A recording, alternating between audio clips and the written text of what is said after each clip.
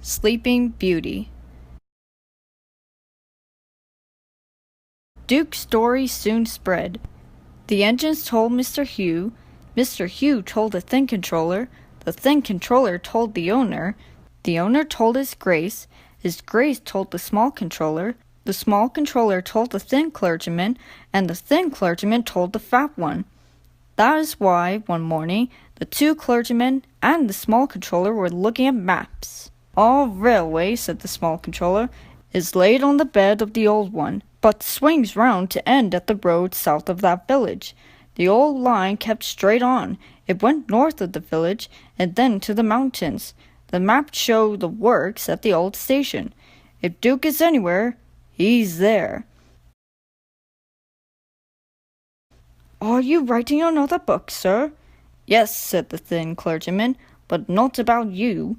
He smiled at their downcast faces. "Cheer up," he went on. "It's about a nice old engine who is lost. But if you're good, the artist might put you in the pictures." "Oh, thank you, sir." So the clergyman told them about Duke and Falcon and Stewart. "So you see," he continued, "poor Duke was left alone." The three small engines sighed sympathetically. "And we want to find him, and mend him, and make him happy again. Your controller wants to help, but he can't if you're naughty."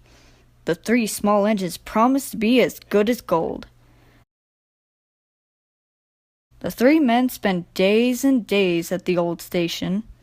They came up every morning on Bert's train. He always whistled "Good luck" as they walked up the track, but they had nothing in the evening except scratches and torn clothes. They wouldn't give up, though. "Duke's there somewhere," they said. The fat clergyman found him in the end. Scrambling over a hillock, he trod on something which wasn't there, crashed through a hole, and landed legs astride on Duke's saddle tank. "Ah, Sleeping Beauty himself!" he shouted. The Thin Clergyman and the Small Controller peeped through the hole above. "Excuse me," inquired Duke. "Are you a vandal? Driver told me vandals break in and smash things." The fat clergyman ruefully felt his bruises. "Bless you, no," he laughed. "I'm quite respectable. I dropped in because I couldn't find your door."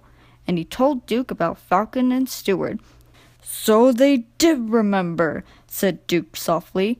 "Then, does His Grace approve?" "Yes, he's coming."